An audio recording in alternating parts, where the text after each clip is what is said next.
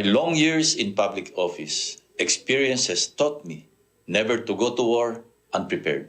May it be as a unit commander in the defunct PCINP of the Armed Forces of the Philippines, as the Chief of the Philippine National Police, or in my job as a lawmaker for more than 17 years, whether in exposing corruption perpetrated by the powerful and influential culprits in government, or checking misuse and abuse of the national budget. Today, we face the most disruptive war in our lifetime. War against the still unresolved health crisis. War against pandemic-induced bad economy and corruption. War against joblessness. War against poverty and hunger. Filipinos across the country are braving the pandemic and the compounding crisis of their lifetime. They commute to work, sweat in traffic, transport their agricultural produce, sell in wet markets, all at great personal risk. In return, you ask for a decisive answer to one simple question: how can we survive our daily battles without the risk of losing more? Today, I present myself as one of your presidential candidates with concrete, implementable, and future-proof strategy, not only on how we can survive, but more importantly, how we can thrive as a nation. I intend to depart from traditional politics and lip service by providing measurable, evidence-based, no-nonsense policies that can address the impact of the pandemic, reboot our economy, and pull us from the brink of destruction. I anchor my policies on my own stock knowledge, as well as the expertise of some of our country's known policymakers, industry leaders, local executives, and experts. I intently listen to the demands of our people on the ground. I continue to learn from experience and lead by example, with the ability to make tough decisions. Decisions that have withstood the test of time. I come here with a message of hope. We have the greatest potentials as a country. We have the greatest arsenal, our people, who have proven to thrive from despair.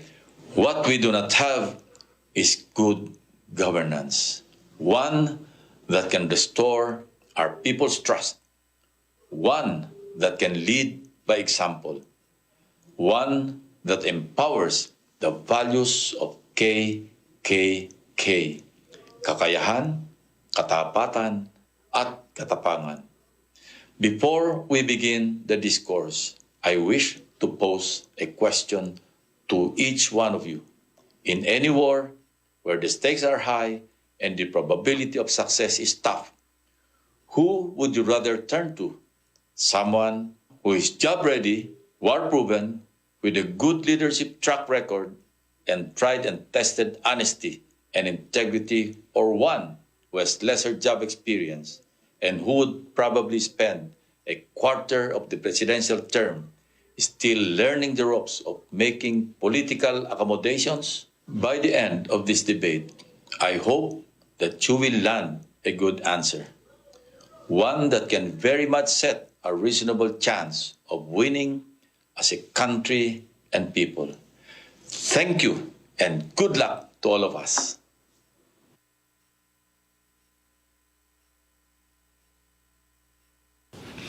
My first 100 days will be devoted to providing a more efficient lifeline to our nation in the health and economic sectors.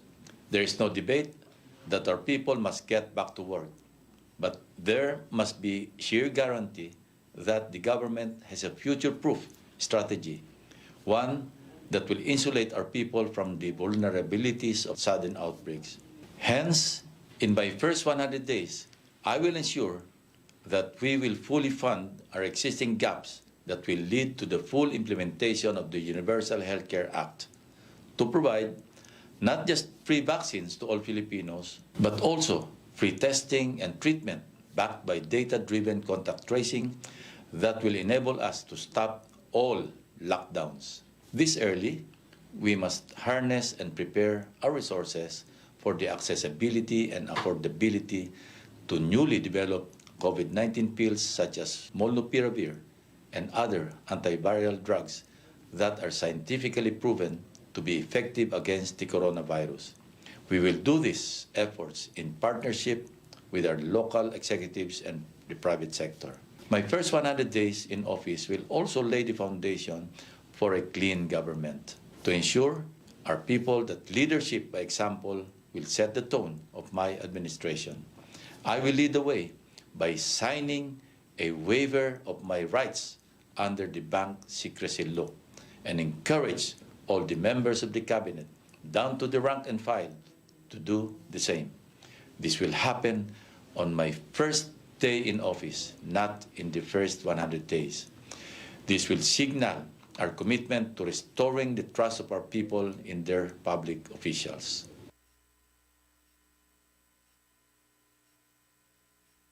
To reboot our economy, our government must spend more for the right priorities. And to do so, we have to aid those who hurt the most. We must push for recovery startups of our MSMEs, comprising of 99.5% of our enterprises and 63.2% of our workforce through various viable mechanisms such as comprehensive and targeted fiscal stimulus packages, eviction and foreclosure moratoriums, lower interest, bigger loans programs from state-run financial institutions, and/or employee retention incentives to motivate businesses to reopen. It is also high time that we push for a vigorous Made in the Philippines campaign that will drive our market to buy more locally made produced agricultural yields, products, and services. We may start by ensuring that our government offices prioritize local contractors and manufacturers in its procurement. Imagine how the capital inflow will help our economy if, say, the great fraction of the multi-billion peso agency funds of the PSDBM is funneled to our local business sector instead of some favored Chinese traders. We will get people back to work through cash for work by engaging both the public and private sectors in providing our labor force with cash assistance for jobs. We must promote a paid internship program where qualified and deserving college graduates and undergraduates, even junior and senior high school students, can undergo paid internships in government offices as well as in private corporations in order to develop their skills and maximize their productivity. Our goal is clear. We will kickstart our economic activities with Filipinos having their fair share of opportunities to dignified means of living.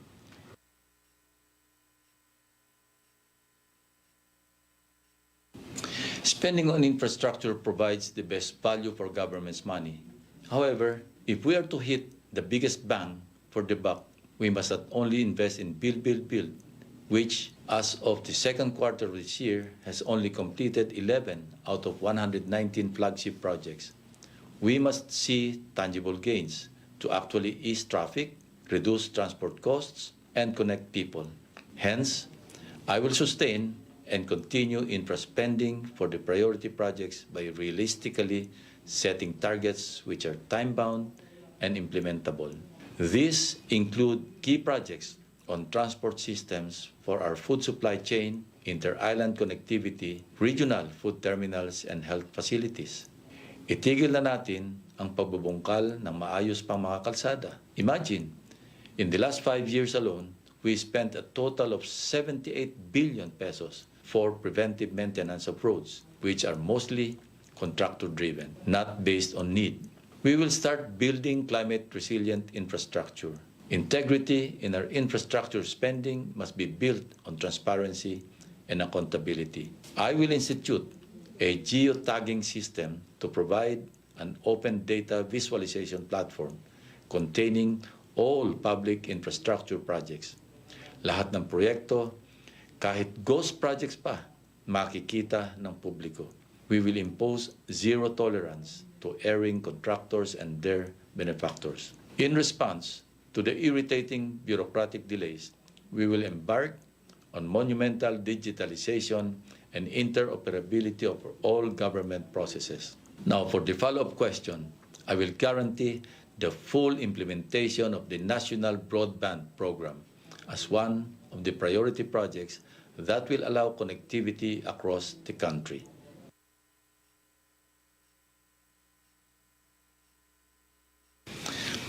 My vision for the agriculture sector is best encapsulated through these 3 points. 1, expansion of opportunities for our farmers and fisherfolk. 2, deviation from the import-dependent mentality. And 3, a corrupt-free agriculture sector. To expand opportunities, we need to complete our long-time backlogs in our irrigation systems, which at present stands at 35.8% of the total 3.12 million hectares of irrigable area. I have authored the Free Irrigation Service Act, but much is left to be desired in terms of its implementation. We will also institutionalize the creation of regional food terminals to enhance food production and logistics in our local areas. Aside from government intervention through technical support and assistance involving 3 basic agriculture components, namely seed, fertilizer, and irrigation, we can and we will carry out alternatives to lower our reliance on importation. Lastly, my cross-cutting policy in this sector will target the anomalous and the unscrupulous, as I intend to clean the Department of Agriculture from top to bottom ranks. Under my watch, there must be no stench of corruption in the likes of fertilizer scam, kickbacks from distribution of farm implements, and tongpats on imported products, among the many other controversies that have been hampering the progress of our food providers. Under my leadership, there will be an end to the cycle of abuse, poverty, and food insecurity among our food providers, our farmers, and fisherfolk.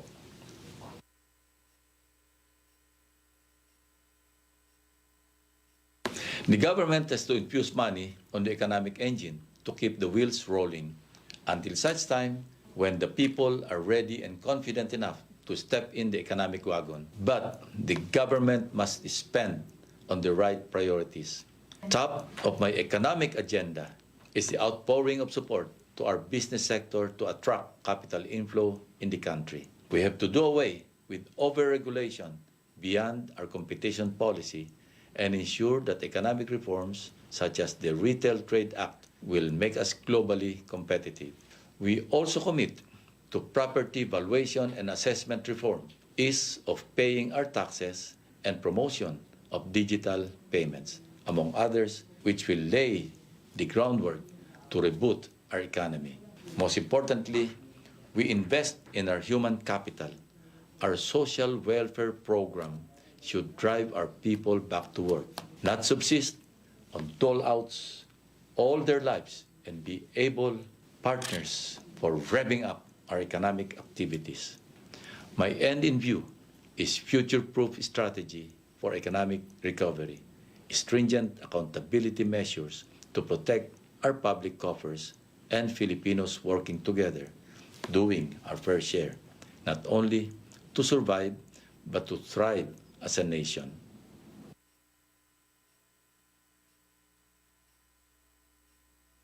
I can say with certainty that no one has exhibited the same persistence and intense conviction to digital transformation more than I do. The Senate records will bear this out. As the principal sponsor of the DICT budget, I have vigorously defended in the plenary the full 18 billion peso investment in the National Broadband Program, a secure and reliable ICT infrastructure system. My presidency promises the complete investment and implementation of our National Broadband Program to improve the internet speed and affordability all over the country. This will be critical to connect, unify, and automate all our government processes for efficient business transactions, increased revenue collections, and eradication of corruption in all levels of our bureaucracy. I am sure that our digital reforms will not only bridge our digital divide, but will also boost our competitive edge as a country of great potential in the digital world. I will fast-track the rollout and full implementation of the National ID System, which I authored and sponsored after persistently pushing for its passage into law as far back as 1999, when I was still Chief of the Philippine National Police and yet to become a Senator of the Republic. I have also consistently pushed for additional funding for our country's research and development programs. Needless to say, I will guarantee a historic increase of budget infusion for our research and development efforts, which now stands at a ridiculously pitiful share of 0.4% of the national budget.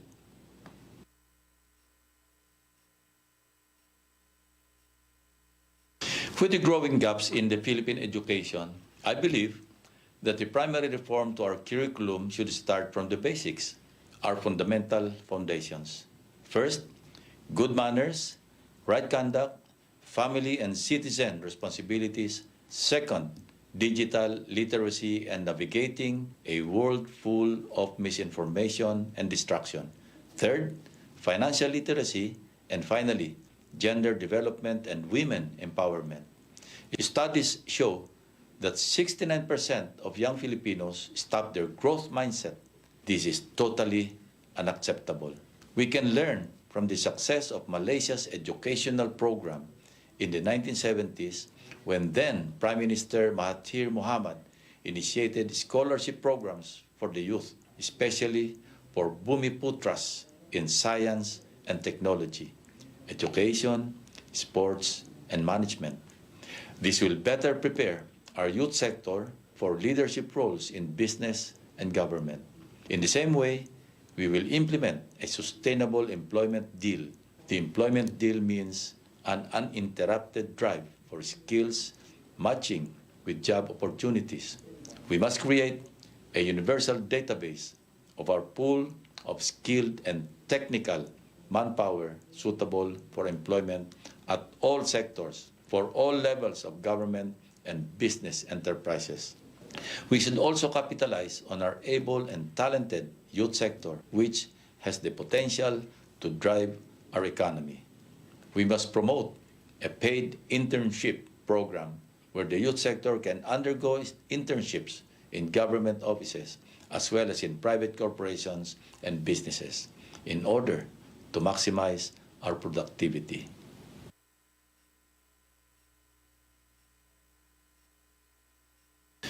I wish to be remembered as a public servant who had uncompromising principles.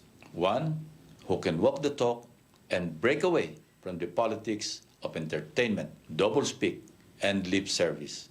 If I win, I want to be remembered as someone who won the election in spite of being the most boring candidate who insisted on campaigning on hard data of issues, not by TikTok entertainment and occasional feeding program and dole-outs, and certainly not by making false promises, preying on the gullibility of our hapless and desperate electorate for instant cash assistance. I wish to be part of a greater story of every Filipino, someone with humble beginnings who took to heart the teachings of his parents to uphold integrity and honesty at all times, especially when no one is looking, in an environment so ridden with corruption, and someone who uncompromisingly adhered to his personal credo. What is right must be kept right. What is wrong must be set right.